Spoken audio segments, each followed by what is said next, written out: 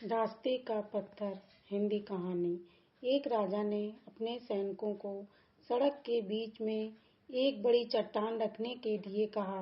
चट्टान को बीच सड़क में रखवाकर राजा ने अपने सैनिकों से छुपकर उस चट्टान पर नजर रखने के लिए कहा कि देखना उस चट्टान को रास्ते से कौन हटाता है। लोग उस जगह पर आते रहे और जाते रहे, लेकिन किसी ने भी उस चट्टान को रास्ते से हटाने की भी कोशिश नहीं की। उस चट्टान के पास से लोग गुजरने वाले लोग, राजा के कुछ गरीब लोग और कुछ शहर के बड़े व्यापारी शामिल थे। उनमें से कुछ लोग राजा को ही कोसने लगे, और क्या राजा इस चट्टान को भी रास्ते से नहीं हटवा सकता?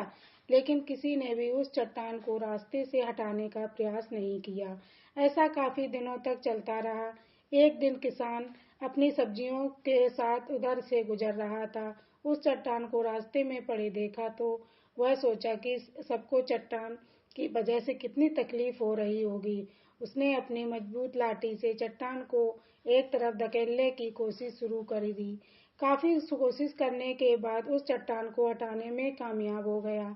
चट्टान रास्ते से हटाने के बाद किसान अपनी सब्जी को उठाकर जाने ही वाला था कि अचानक उसकी नजर एक पोटली पर गई, जो ठीक उसी जगह पर पड़ी थी जहां से उसे वह चट्टान हटाने में से उसने उस पोटली को खोला तो देखा उसमें सोने और सिक्के और कई सात संदेश भी था, जिसने लिखा था कि ये सोने के सिक्के उनके लिए हैं जो इस चट्टान को रास्ते से हटाएगा।